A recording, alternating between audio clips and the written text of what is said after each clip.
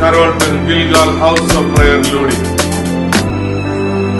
ഇന്ന് പകൽക്കാലം നിങ്ങളോട് ദൈവവചനം ഷെയർ ചെയ്യുവാൻ ദൈവം തരുന്ന ഭാഗ്യ പദവിക്കായി നന്ദിയോടെ ദൈവത്തെ സ്തുതിക്കുന്നു. ഈ ദൈവവചന ശുശ്രൂഷ നിങ്ങളുടെ ജീവിതത്തിൽ അനുഗ്രഹമായി തീരുമെന്ന് ഞങ്ങൾ പൂർണ്ണമായി വിശ്വസിക്കുകയും അതിനായി പ്രാർത്ഥിക്കുകയും ചെയ്യുന്നു. Praise God. നിങ്ങൾ ഡാളസിന്റെ പ്രദേശത്ത് വരുന്നുവെങ്കിൽ ദയവായി കടന്നുവരിക. ഒരുമിച്ച് ദൈവത്തെ മഹത്വപ്പെടുത്തുവാൻ ഗിൽഗാൽ ഹൗസ് ഓഫ് പ്രയറിലേക്ക് ഞാൻ നിങ്ങളെ സ്വാഗതം ചെയ്യുന്നു. രോഗസൗഖ്യം എന്നുള്ളതാണ് ഇന്നത്തെ പ്രധാന വിഷയം.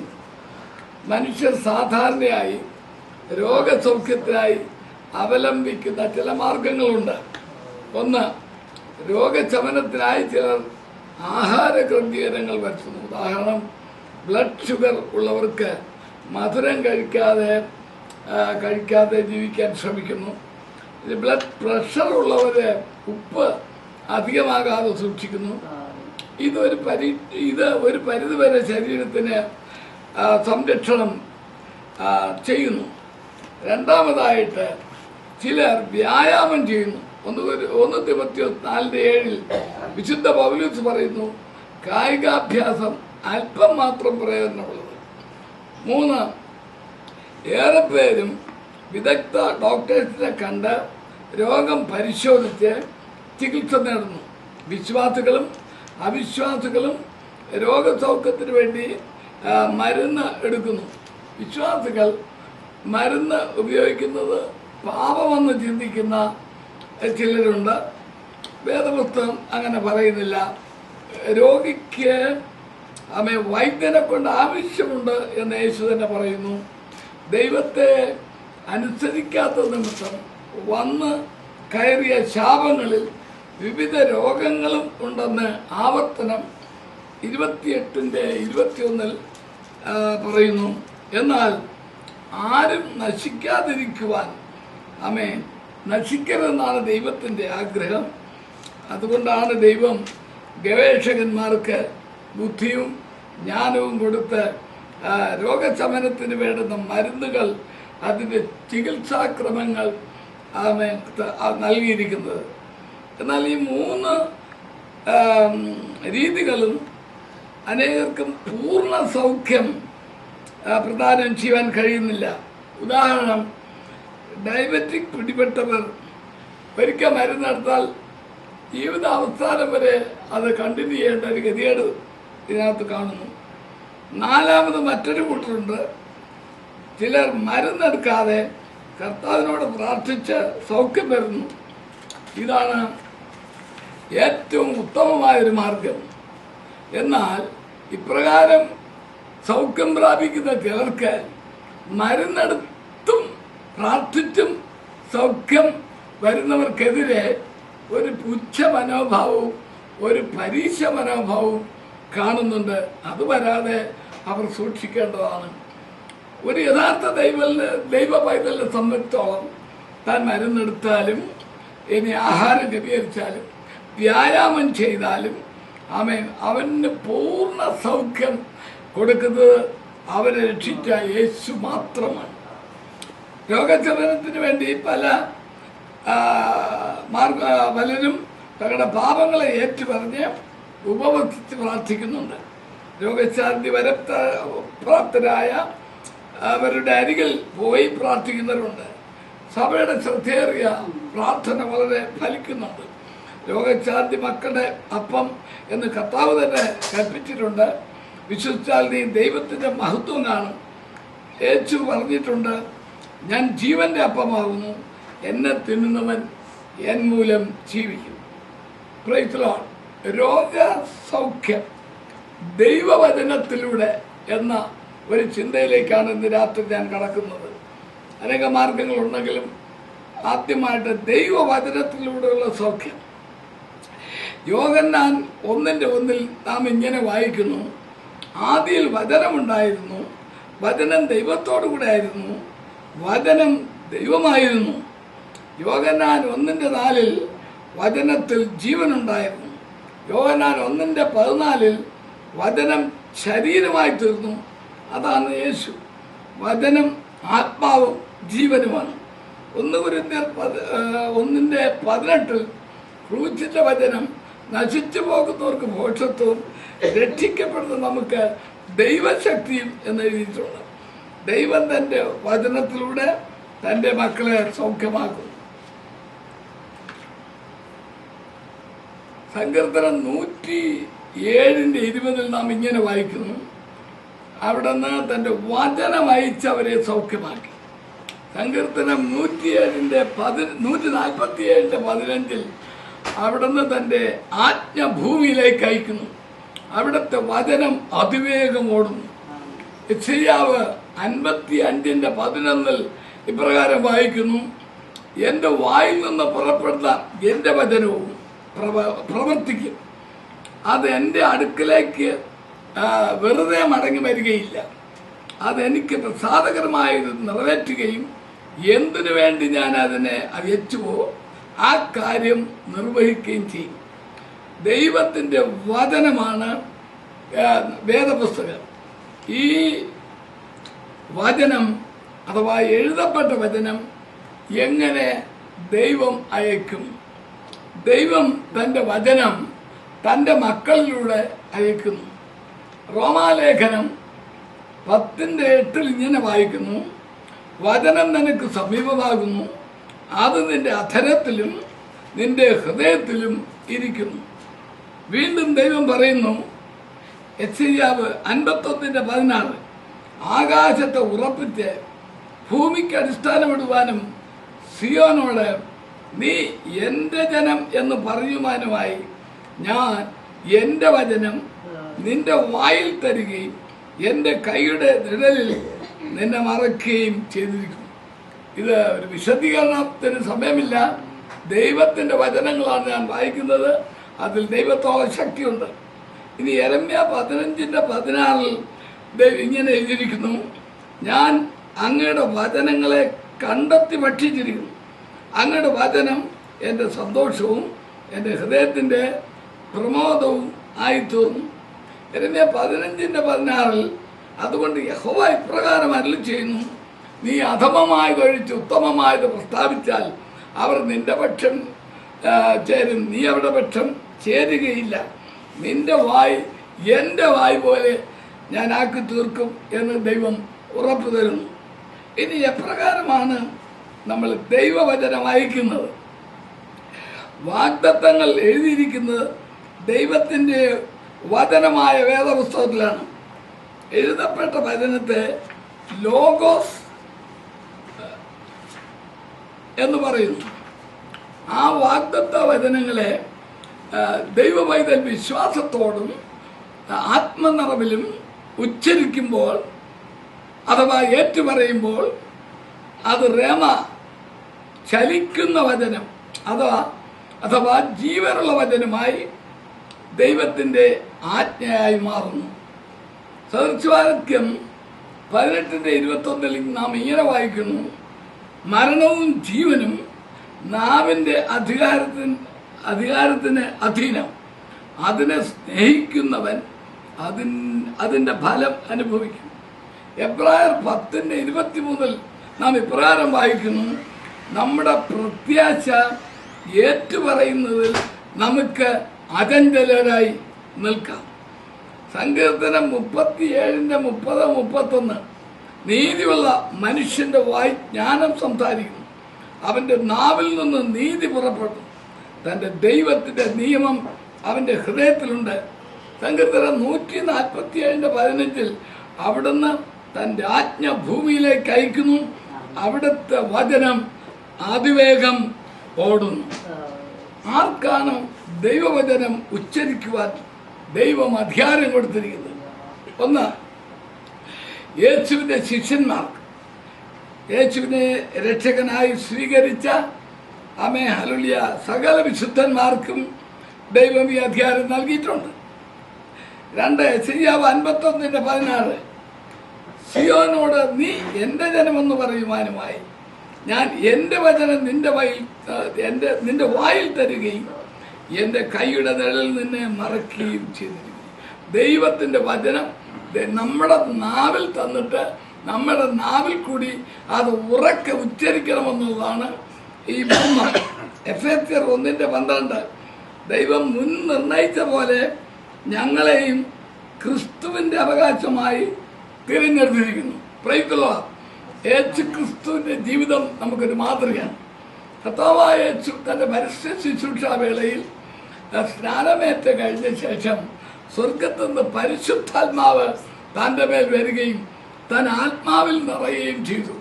ദൈവത്തിന്റെ പുത്രനായ കർത്താവിന് ഈ പരിശുദ്ധാത്മാവിനെ നിറയേണ്ട ആവശ്യമാണ്. കാരണം തന്റെ ഭാവി താൻ ചെയ്യേണ്ട സകല ശുശ്രൂഷയ്ക്കും ആമേൻ ഈ അഭിഷേകം ആവശ്യമാണ്. ആമേൻ. ഈ അഭിഷേകമായി മരുഭൂമിയിൽ ചെന്നപ്പോൾ കർത്താവിനോട് എതിരിടാൻ വന്ന പൈശാചിക ശക്തിയോട് കർത്താവ് ഡീൽ ചെയ്തത് നമുക്കൊരു മാതൃകയാണ്. കർത്താവ് ആത്മനിറവോടുകൂടി കർത്താവ് തന്റെ വചനം ജഡമെടുത്ത കർത്താവാണ്. എങ്കിലും ദൈവവചനമാണ് ദൈവം അവിടെ കർത്താവ് അവിടെ സാത്താന്റെ നേരെ അയക്കുന്നത്. സാത്താൻ വന്നു ചോദിച്ച ഒന്നാമത്തെ ചോദ്യം നമുക്കറിയാം. അതിന് കർത്താവ് കൊടുത്ത മറുപടി പ്രകാരം എഴുതപ്പെട്ടിരിക്കുന്നു എന്ന് പറഞ്ഞിട്ട് മനുഷ്യന് അപ്പം കൊണ്ട് മാത്രമല്ല ദൈവത്തിന്റെ വായിൽ നിന്ന് വരുന്ന വചനവും കൊണ്ട് ജീവിക്കുന്നു. ആമേ ഹല്ലേലൂയ. ഈ വചനം റേമയായി ശക്തിയായി സാത്താനിലേക്ക് ചെന്നപ്പോൾ ഈ ഇരുവാറ്റുള്ള വാളിന്റെ മുമ്പിൽ നിൽക്കാൻ അവന് സാധ്യമല്ല. അവൻ ഓടി മറഞ്ഞു. Price the Lord. ഇതേ അധികാരം ദൈവം നരമക്കളായ നമുക്ക് തന്നിരിക്കുന്നു എന്നുള്ളത് അത് ഓർത്ത് നമുക്ക് ദൈവത്തെ സ്തുതിക്കാം. Price the Lord. ഇനി ആർക്കാണ് ദൈവം തന്റെ വചനം ഉച്ചരിക്കാൻ അധികാരം കൊടുക്കാത്തത്? യോഹന്നാൻ 9:31 പാപിയുടെ പ്രാർത്ഥന ദൈവം കേൾക്കുന്നില്ല. അപ്പോൾ ഒരു പാപിയായ മനുഷ്യന് ദൈവത്തിന്റെ വചനം ആധികാരികമായി ഉപയോഗിക്കാൻ അവകാശമില്ല. എന്നാൽ അവൻ എപ്പോൾ പാപത്തെക്കുറിച്ച് അനുദപിച്ച് അവന്റെ പാപങ്ങൾ യേശുവിനോട് ഏറ്റുപറഞ്ഞ് അവൻ കർത്താവായ യേശുവിനെ രക്ഷകനായി സ്വീകരിച്ച് കർത്താവിന്റെ വചനത്തിൽ മുന്നോട്ട് പോയി ആത്മശക്തി പ്രാപിച്ച ശേഷം അവനും ഈ വചനം ഉപയോഗിക്കാം. സങ്കീർത്തനം 50:16 ഇങ്ങനെ പറയുന്നു, എന്നാൽ ദുഷ്ടനോട് ദൈവം അരുളിച്ചത് എന്റെ കൽപ്പനകളെ ഉച്ചരിക്കുവാനും എന്റെ നിയമത്തെ നിന്റെ നാവിലെടുക്കാനും നിനക്കെന്ത് അധികാരം? Price the Lord. കടന്നു വന്ന ദൈവജനമേ, ആമേൻ. ദൈവം തന്നിരിക്കുന്ന അധികാരം ഉപയോഗിക്കുവാൻ നാം വളരെ ജാഗ്രതയുള്ളവരായിരിക്കണം. നമ്മള് ദൈവത്തിന്റെ വചനത്തിന്റെ ആഴങ്ങൾ ഗ്രഹിക്കുമ്പോൾ ദൈവം നമ്മളെ നടത്തുന്ന പാതകൾ എന്താണെന്ന് ഗ്രഹിച്ച് കർത്താവിന് പ്രസാദകരമായ രീതിയിൽ ആമേൻ പ്രാർത്ഥിപ്പാൻ ദൈവം നമ്മളെ സഹായിക്കട്ടെ. Price the Lord. ഇനി എനിക്ക് ആർക്കെല്ലാം വേണ്ടി രോഗശമനത്തിന് വേണ്ടി പ്രാർത്ഥിക്കാം? എനിക്ക് വേണ്ടി, എൻ്റെ കുടുംബത്തിന് വേണ്ടി, രോഗത്താൽ ഭാരപ്പെടുന്ന ഏതൊരു വ്യക്തിക്ക് വേണ്ടിയും പ്രാർത്ഥിപ്പാൻ ദൈവം നമുക്ക് അധികാരം തന്നിട്ടുണ്ട്. യിരെമ്യാ 33:3 ഇങ്ങനെ വായിക്കുന്നു, എന്നെ വിളിച്ചപേക്ഷിക്കാം, ഞാൻ ഉത്തരമാണ്. വേറെ പുതിയ നിയമത്തിൽ മറ്റൊരു ഭാഗത്ത് പറഞ്ഞ് പ്രാർത്ഥനയിൽ ഉറ്റിരിക്കുന്നു.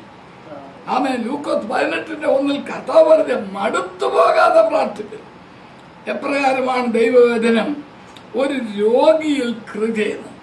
ശ്രദ്ധിച്ച് നിങ്ങൾ മനസ്സിലാക്കണമെന്ന് ഞാൻ അഭ്യർത്ഥിക്കുന്നു. രോഗിയായ ഒരു വ്യക്തിക്ക് വേണ്ടി നാം പ്രാർത്ഥിക്കുമ്പോൾ നാം വിശ്വാസത്തോടും അഭിഷേകത്തോടും ഉച്ചത്തിൽ ഉച്ചരിക്കുന്ന വചനം, അത് റേമയായി, അത് ജീവനുള്ള ചലിക്കുന്ന വചനമായി സഞ്ചരിച്ച് ആ വ്യക്തിയിലേക്ക് ചെല്ലും. Price the Lord. Price the Lord.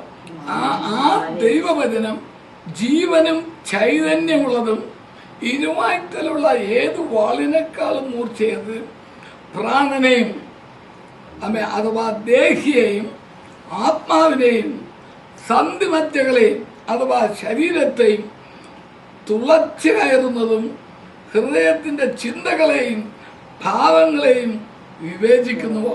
ദൈവവചനത്തിന്റെ ശക്തി നമ്മൾ വാസ്തവത്തിൽ നന്നായി ഗ്രഹിക്കണം. ഉച്ചരിച്ചു വിടുന്ന ദൈവത്തിന്റെ വചനം അത് ഏത് വ്യക്തിയെ ഉദ്ദേശിച്ചാണോ നമ്മൾ പ്രാർത്ഥിക്കുന്നുവോ ആ വ്യക്തിയുടെ ആത്മാവിനെയും പ്രാണനെയും സന്ധിമജ്ജകളെയും ഇത് തുളച്ചു കയറുന്നു എന്ന് ഹല്ലേലൂയ എബ്രായർ 4:12 പറയുന്നു. ആ വചനം ദൈവത്തിന്റെ രോഗത്തിന്റെ ആഴങ്ങളിലേക്ക് ഇറങ്ങിച്ചെന്ന് ദൈവം ഏത് ലക്ഷ്യത്തോടു കൂടിയാണ് ആ വചനം അയച്ചിരിക്കുന്നുവോ ആ ലക്ഷ്യം തെറ്റാതെ പ്രവർത്തിക്കുമെന്ന് ദൈവം നമുക്ക് ഉറപ്പ് തന്നിട്ടുണ്ട്. യെശയ്യാ 55:11 എന്റെ വായിൽ നിന്ന് പുറപ്പെടുന്ന എന്റെ വചനമായിരിക്കും, അത് വെറുതെ എൻ്റെ അടുക്കലേക്ക് മടങ്ങി വരാതെ എനിക്കിഷ്ടമുള്ളത് നിവർത്തിക്കുകയും ഞാൻ അയച്ച കാര്യം സാധിക്കുകയും ചെയ്യും. എബ്രായർ 6:11 ദൈവത്തിന്റെ ഉദ്ദേശം മാറ്റമില്ലാത്തതെന്നും വാഗ്ദത്തത്തിന്റെ അവകാശികൾക്ക് തെളിയിച്ചു കൊടുക്കുവാൻ ആഗ്രഹിച്ചിട്ട് ദൈവം ആണയിട്ടുറപ്പിച്ചു. ഒരു കാര്യം ദൈവം ആണയിട്ട് ഉറപ്പിച്ചിരിക്കുകയാണ്. അപ്പൊ അതൊരു മാറ്റമില്ല. നാം വിശ്വാസത്തോടും ആത്മനിർഭരത്തോടും കൂടി ഉച്ചരിച്ച ദൈവത്തിന്റെ വാഗ്ദത്ത വചനങ്ങൾ രേമയായി സഞ്ചരിച്ച വചനമായി അതിവേഗം ഓടി ആർക്ക് വേണ്ടിയാണോ നാം അയക്കുന്നത് ആ വ്യക്തിയുടെ ആത്മാവിനെയും പ്രാണനെയും ശരീരത്തെയും തുളച്ചു കയറി രോഗത്തിന്റെ ഉത്ഭവസ്ഥാനത്തിലെത്തുകയും ദൈവം കൽപ്പിച്ചത് പൂർണ്ണമായി ചെയ്തെടുക്കുകയും ചെയ്യും. ദൈവത്തിന്റെ ഹിതം ചെയ്യുവാൻ ദൈവവചനം ദൈവശക്തിയാണ്. ദൈവത്തിന് സൗഖ്യമാക്കുവാൻ കഴിയാത്ത ഒരു രോഗവും ഇല്ല. ഇത് എപ്രകാരമാണ് നമുക്ക് ഈ ദൈവവചനം അയക്കാൻ കഴിയുന്നത്? വെറുതെ ഉച്ചരിക്കാൻ സാധ്യമല്ല.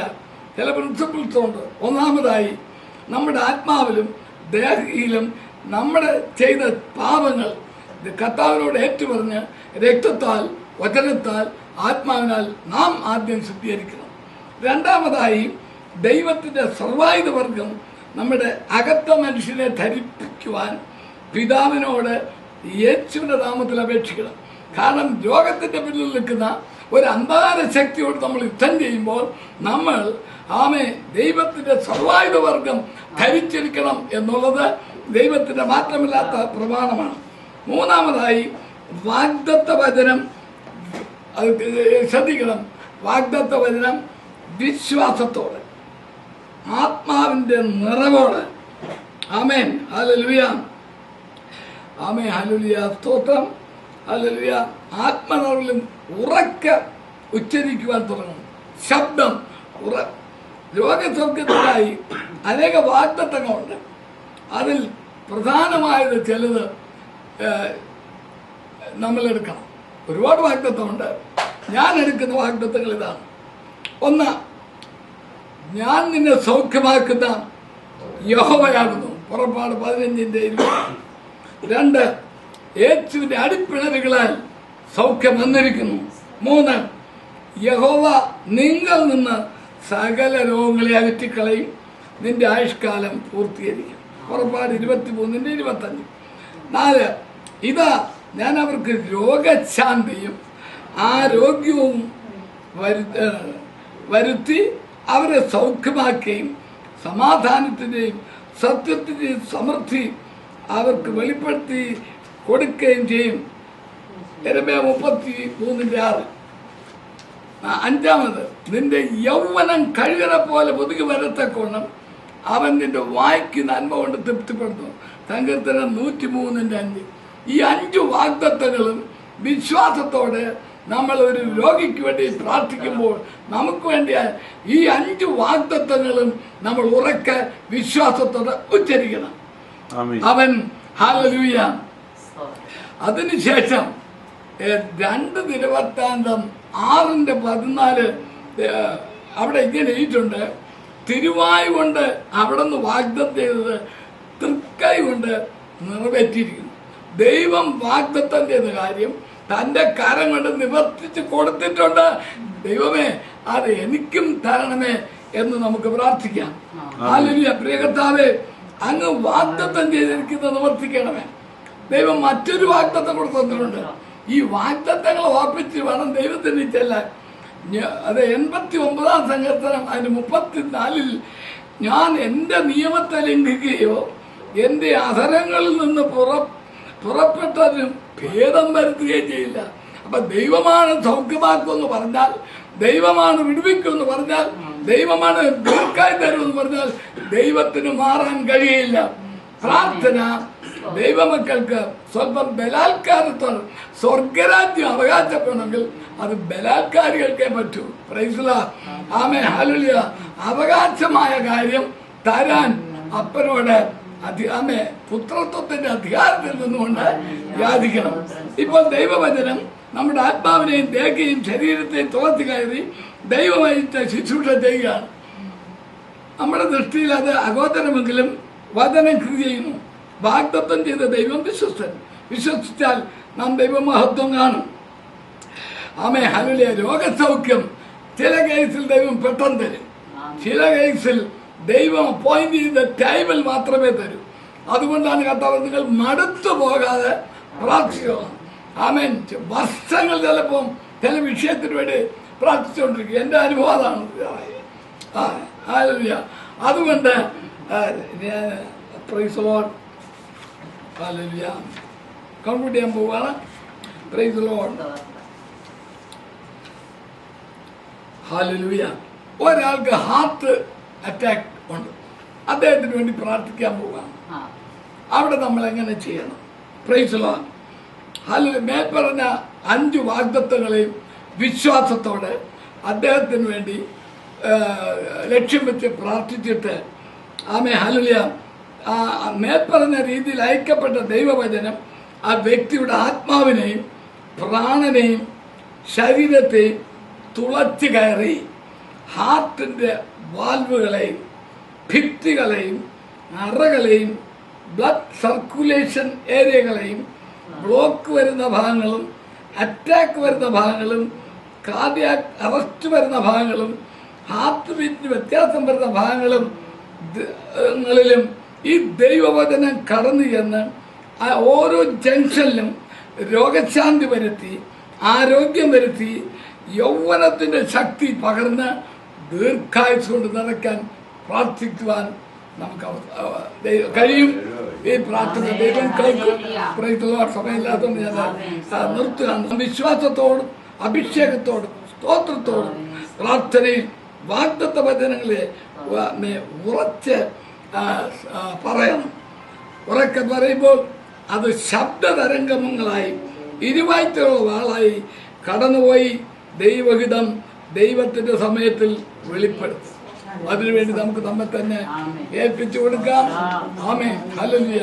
ഈ വചനം കേൾക്കാൻ നിങ്ങൾക്ക് അനുഗ്രഹമായിരിക്കുന്നു എന്ന് ഞാൻ വിശ്വസിക്കുന്നു. ഹല്ലേലൂയ. അനുഗ്രഹിക്കപ്പെട്ട ദൈവവചനം നിങ്ങൾ ശ്രമിച്ചുകൊണ്ടിരിക്കുകയായിരുന്നല്ലോ. കരോട്ടൻ ഗിൽഹാൽ ഹൗസ് ഓഫ് പ്രയറിന്റെ ഈ ദൈവവചന ശുശ്രൂഷയിൽ പങ്കാളികളാകുവാൻ കഴിഞ്ഞതിൽ ഞാൻ ദൈവത്തെ സ്തുതിക്കുന്നു.